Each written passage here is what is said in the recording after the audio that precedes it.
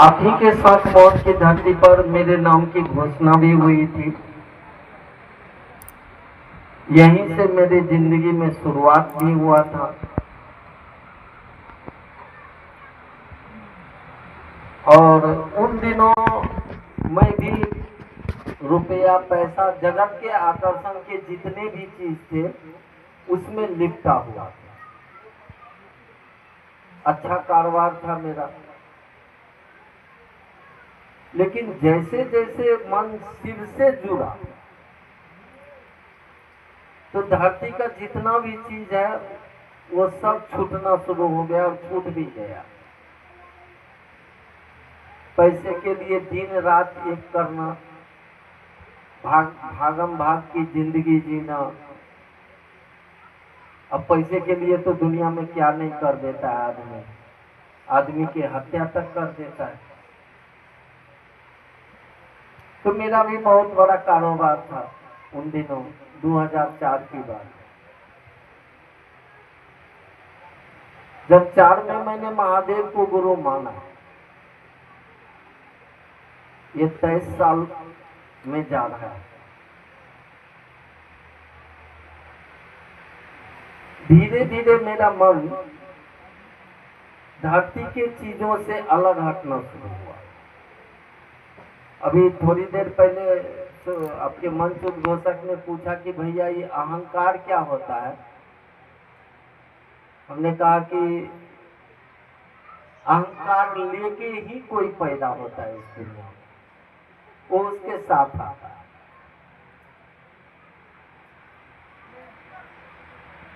अहंकार जिस दिन व्यक्ति का खत्म हो जाए वो शिव हो जाएगा। सारा अहंकार ही शिव से निकला है, लेकिन शिव को देखिएगा तो कोई अहंकार नहीं है। दुनिया में जितना अहंकार है, अहंकार मतलब घमंड, अंग्रेजी में ईगो कहते हैं उसको, वो सब शिव से ही निकला है। शिव के पास चले जाइए तो शिव से ही पूरी दुनिया बनी है। शिव के पास चले जाइएगा तो देखिएगा रहने को घर नहीं है, पहनने को वस्त्र भी नहीं है, बागंबर है। लोगों ने कहा पहाड़ पर रहता है, इतनी ऊंचाई पर रहता है। कोई अहंकार नहीं मिलेगा आपको, लेकिन हम आप उसी शिव से पैदा हुए हैं। किसी को जाति का अहंकार है, किसी को वर्ण का है, किसी को रुपये पैसे का है, किसी को मान सम्मान का है। आजकल एक और चीज का अहंकार बढ़ गया, खूबसूरती का।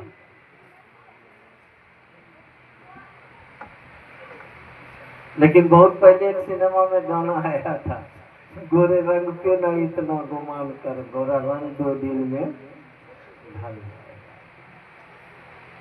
ये भी समाप्त हो जाए।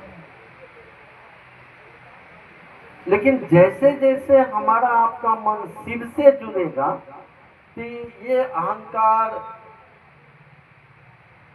जो हमको आपको इस जीव जगत में घुमा रहा है, हम आप मर रहे हैं उस अहंकार के पीछे मर रहे हैं। अभी दिलीप बहुत देर तक चर्चा उसी पर किया, घुमा फिरा के एक ही जगह लाया। तो जिस अहंकार में हम आप मर रहे हैं, ये मरना हमारा आपका समाप्त हो जाए। आदमी शरीर में जिंदा रहते हुए भी मुर्दा है, किसी काम का चीज नहीं है। इसलिए कि इतना न अहंकार को पाले हुए है जो उससे बाहर हो ही नहीं रहा। तब मैंने सुरेंद्र को कहा कि देखो शिव की दया जो है ना, वो सारे अहंकार को समाप्त कर देता है।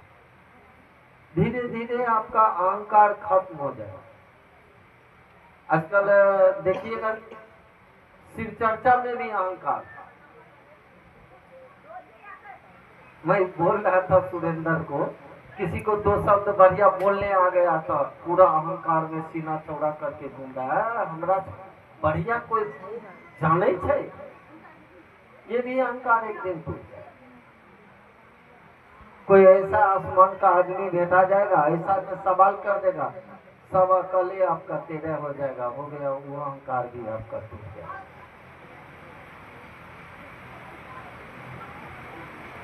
शिव चर्चा में भी अभी एक ट्रेड चल रहा है। क्या ट्रेड चल रहा है मैं बताऊं?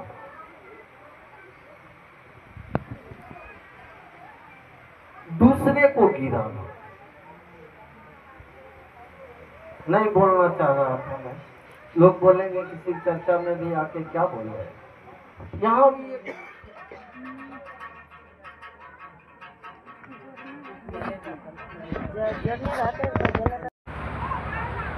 शिव चर्चा में भी जो लोग हैं वो खुद कैसे आगे बढ़ेंगे नहीं सोचेंगे,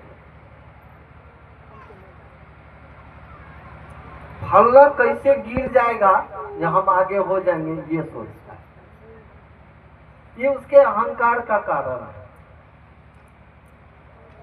पटना की घटना है, एक बार साहब बैठे हुए थे, एक गुरु भाई को बोले कि दीवार पर एक लाइन खींचो, तो लाइन खींच दिया। बोले इस लाइन को छोटा करो। एक आदमी उठा, बगल से मिटा दिया एक तरफ, फिर बगल वाले को बोले तुम भी छोटा करो, दूसरे तरफ से मिटा दिया लाइन। साहब बिगड़ गए, गुस्सा में आ गए, गाली बकना शुरू की। बोले रे साला, तुमको लाइन मिटाने के लिए मैं बोला था, मैं तो बोला था लाइन को छोटा करने के लिए, तुम मिटाया क्यों? लोग सवाल कर दिया कि कैसे लाइन छोटा करेंगे बिना मिटाए। साहब ने कहा मैं बताता हूँ। साहब ने कहा मैं बताता हूँ। एक गुरु भाई को खड़ा किए, बोले क्या है, जाओ एक बड़ा लाइन खींचो, एक बड़ा लाइन खींचो। तो जो लाइन पहले से खींचा हुआ था उसके ऊपर में एक बड़ा लाइन खींच दिया। कहा अंतर बताओ तो? कहा नीचे वाला छोटा है, ऊपर वाला बड़ा। साहब बोले हम छोटा करने के लिए बोले थे, मिटाने के लिए नहीं बोले थे। हम आप क्या कर रहे हैं, दूसरे को मिटाना चाह रहे हैं। ये भैया मिटाने के लिए बोला गया है, आप अपने आप को बड़ा करो ना, दूसरे को क्यों सताते हो? शिव को गुरु मानने के बाद आपको थोड़ा सा भी डर नहीं लगता कि वो मूर्ख आदमी है इस दुनिया में या पढ़ा लिखा आदमी है? आप उसको सताने वाले कौन होते हैं? वो तो कह रहा है कि हे शिव आप मेरे गुरु हैं, उसके गुरु शिव हैं। आपको शिव से भी डर नहीं लग रहा है, आप उसको सताने चल देते हैं। अब ये शिव चर्चा भी हो रहा है कि नहीं हो रहा है? अब ध्यान से सोचिएगा तब। बहुत महिलाएं हैं बोलेंगे, हाँ बिना हमारा पूछने तो शिव चर्चा शुरू के ना क्या दल हो, मामा बने हुए साले दूसरे को बढ़ने ही नहीं देना चाह रहा। क्या तरीका है ये? शिव चर्चा के लिए तो शिव से भी पूछने की जरूरत नहीं है, उस महादेव से भी पूछने की जरूरत नहीं है जिसकी आप चर्चा करेंगे, इसलिए कि वो स्वयं कह दिया हरिद्र में उतर के कि जाओ लोगों को कहो कि इस काम को करे। अब किससे पूछे जाएगा भाई? क्या है आप? क्या है गरीब? गुरु तो नहीं है, गुरु तो स्वयं शिव है। आपको हमको शिव से भी डर नहीं लगता। हम आप हमेशा चाहते हैं कि कैसे ये आदमी गिर जाएगा, हम बहुत बड़का हो जाएंगे, बहुत बाचक हो जाएंगे, ऐसा बोलेंगे कि सब हमारा पांव धरेगा। अरे ससुरा, कितना देर के लिए धरती पर है, टाइम टाइम पीछे हो जाएगा। कितने लोगों को मैं इतना ही दिन में आते देखा, जाते भी देखा, चले गए, नहीं है धरती पर वो। हमको आपको जब तक थोड़ा सा भी डर नहीं होगा महादेव से, तो प्रेम भी नहीं होगा। तुलसीदास ने मानस में लिखा है, रामचरित मानस में लिखा है, जिसको बोलचाल की भाषा में कहते हैं रामायण, लेकिन रामायण अलग है रामचरितमानस अलग है। चलिए रामायण भी बोलते हैं, कोई बात, राम का ही आयन है, उसमें गुणगान है। तुलसीदास उसमें लिखते हैं कि बिन भय हो ही न प्रीति, कि बिना डर का तो आपको प्रेम हो ही नहीं सकता। आपको घर में भी डर है, अपने बच्चे से भी डर है, पति से भी डर है, घर से भी आपको डर है। जिस घर में आप रहते हैं उसकी दीवार को थोड़ा कमजोर होते देखते हैं तो आप डरते हैं, एकदम प्लास्टर करा नहीं थी दीवार गिर जाते हैं। आप घर से भी डर रहे हैं, आप बच्चे के मुताबिक भी चल रहे हैं, बच्चा से भी आपको डर है कि बड़ा होगा तो हमरा खाना देगा कि नहीं देगा, चलो तेरे मन के अनुसार चलते हैं। आप पति से भी डर रहे हैं, आप सब जगह डर रहे हैं, लेकिन महादेव से आपको किसको डर है? एक आदमी हाथ उठाइए तो आपको महादेव से डर है? नहीं होगा। लेकिन जैसे जैसे आपके अंदर में महादेव के प्रति प्रेम बढ़ेगा, बाप रे बाप, एक जरा सा भी आप शिव की दुनिया में इधर उधर नहीं कर सकते हैं। इसलिए कि आपके दोनों आंखों के बगल में पट्टी लग जाएगी, आप सीधा देखिएगा महादेव को। ऐसे तो आप बगल अगल झांकते रहते हैं, इधर उधर कर देते हैं। जैसे शिव की दुनिया में शिव के तरफ होने के लिए जो साहब ने हमको आपको दिया है, वो अगर सिर्फ बैठ जाए हमारे आपके मन में या हमारे आपके दिल में, बाद बाकी तो शिव के रूप में लोगों को कुछ करना ही नहीं है यार, कुछ करने की जरूरत नहीं है। 20 साल से तो मैं कोई अगरबत्ती नहीं जलाया हूँ, ना कोई मंदिर जाता हूँ, ना कोई फूल प्रसाद चढ़ाता हूँ।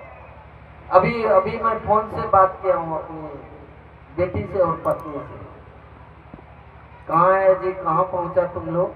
वो लोग सुबह पटना से निकले हैं, विंध्याचल भगवती का दर्शन करने गए। अब फिर एक आध घंटा में वो लोग बनारस लौटे, रात रुकेंगे, कल भी रुकेंगे, परसों वापस फिर पटना को आएंगे।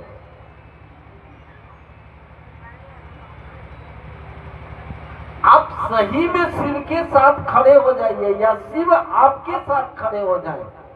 दुनिया में कहीं भी भगवती का प्रारूप है या किसी देवता का प्रारूप है, मैं आज वादा करके जा रहा हूं, आप जिसको जहां कहीं भी है इस दुनिया में, आप उससे मिलने की कोशिश करिएगा।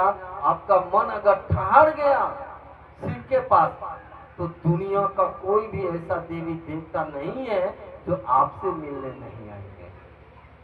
मैंने देखा है, ये मेरा अपना प्रैक्टिकल है, ये मेरा अपना अनुभव है। दुनिया का कोई भी कहीं का भी हो, चाहे वो यूएसए में बैठा हो या सिंगापुर में रहता हो, आप सिर्फ शिव के साथ खड़े हो जाइए या ऐसा शिव से मोहब्बत करिए कि शिव आपके साथ खड़े हो जाए। दुनिया का सारा देवी देवता आपको जहां रहिएगा वहीं आपको दिख जाएंगे। मैंने साहब में ये चीज देखा था 2004 में, 4 का वो दिसंबर महीना,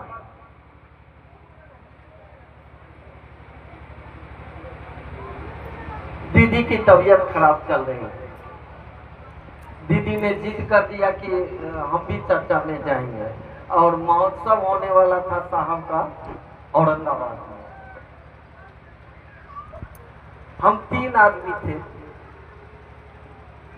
घर से चल दिए कि महोत्सव में जाएंगे। औरंगाबाद कभी गए ही नहीं थे, रास्ता भी नहीं मालूम। उस समय पटना में बस स्टैंड हार्डिंग पार्क में था, कंकड़बाग।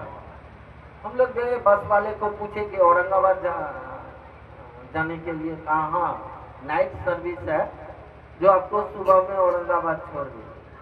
तो हम लोग 10-10 रुपया दे के और टिकट बुक करा लिए। बोले बात और पैसा जो है ना टिकट का, जब हम आएंगे बस में चढ़ने के लिए उस समय दे देंगे। उसके बाद हम लोग वहां से पैदल टहलते टहलते चले गए साहब के पास। शाम हो गया। देखिए कहानी मैं क्यों सुना रहा हूं, गौर से समझने की कोशिश करिए। साहब के पास पहुंचा तो साहब अपने चैम्बर में थे, हम लोग सीढ़ी चढ़ के ऊपर चले गए। साहब के पास, अरे गरीब इस समय में कैसे आना हुआ? कि जी महोत्सव में जाने के लिए आए, औरंगाबाद जाएगा। कि जी ठीक, मेरे साथ ही चलना। हम लोग तो टिकट का भी पैसा 10-10 रुपया दे दिए थे। साहब बोले मेरे साथ ही चलना। अब क्या करें, अब तो साहब के साथ जाना है। खाना बन रहा था वहाँ 50-60 गुरु भाई और गुरु बहन। हम लोग भी खाना खाए। ट्रेन का टाइम होने से 1 घंटा पहले हम लोग दीदी को मूविंग चेयर पर बैठा के गाड़ी में बैठाए, फिर वहाँ से स्टेशन आए, फिर वहाँ चेयर पर रख के उनको ट्रेन के बॉगी तक ले गए, फिर सीट पर बैठे। हम लोग भी जनरल टिकट कटाए थे, बैठ गए। रात के 12-12:30 में हम लोग पहुँचे थे। पलामू एक्सप्रेस था, उससे हम लोग पहुँचे थे। अनुग्रह नारायण सिंह नाम था स्टेशन का। वहाँ उतरे तो साहब बोल दिए थे आयोजक को कि मेरे साथ में 50 गुरु भाई मान है, जिसके ठहरने का इंतजाम वहाँ तुम रखना। तो आयोजक लोग रखा था। तो 2 गाड़ी दिया था हम लोगों को, छोटा मिनी बस 2 दिया था। उसमें भी बस में ऐसे नहीं बैठाता था, जिसके हाथ में कंगन देखता था उसी को बैठाता था, बाद बाकी को भगा देता। तो हम लोग पहुंचे औरंगाबाद। बहुत ज्यादा ठंडा भी था, दिसंबर महीना था इसलिए ठंडा था। तो हम लोगों को टाउन हॉल में ठहरने के लिए पूरा बेड लगा हुआ था, कंबल था, सारा चीज सुविधा था। हम लोग रात में ठहरे, लेकिन शहर में लाउड स्पीकर बहुत बज रहा है, तो हम लोगों को नींद नहीं हो रही। लाउड स्पीकर का आवाज आता था। और जहां हम लोग ठहरे हुए थे थोड़ी दूरी पर साहब का होटल था। साहब भी होटल में, साहब भी ठहरे हुए। तो साहब के भी कान में आवाज जा रही थी, तो वो भी जगे हुए बैठे थे। दीदी लेटी हुई थी, तबीयत ठीक नहीं थी दीदी। साहब ने आयोजक को बुलाया और कई लाउड स्पीकर को बंद करवा। वो गया लाउड स्पीकर वाले को कहने के लिए कि बंद कर दीजिए लाउड स्पीकर को। रात में कारण है कि जिला पदाधिकारी हैं, एक फोन करेंगे तो आपका लाउड स्पीकर सब उतर जाएगा। कहा हम नहीं बंद करेंगे, हम नहीं बंद करेंगे, इसलिए कि सिर्फ चर्चा वाला हमारा भाड़ा किया और 200 हॉर्न बनवा दिया। एको हॉर्न नहीं बजेगा ना तो हमारा पैसा काट लेगा, साला देगा नहीं। बहुत बदमाश होता है सिर्फ चर्चा वाला। वो आया कहने के लिए साहब को कि जी अपना ही लाउड स्पीकर चेक कर रहा है, क्या करें, बंद नहीं कर रहा है। कहा था बंद। उसमें हनुमान का भजन बज रहा। अभी कोई आए थे मंच पर, हनुमान की बात कर रहे थे। हम भक्ति करते हैं, हम बोलना नहीं चाहते हैं, सब भक्ति घुसेर देंगे हम। क्या होता है, भक्ति उनको पति नहीं है, परियत से दोषी हो गया है हनुमान की भक्ति करते। हनुमान की भक्ति करना इस समय में आसान है।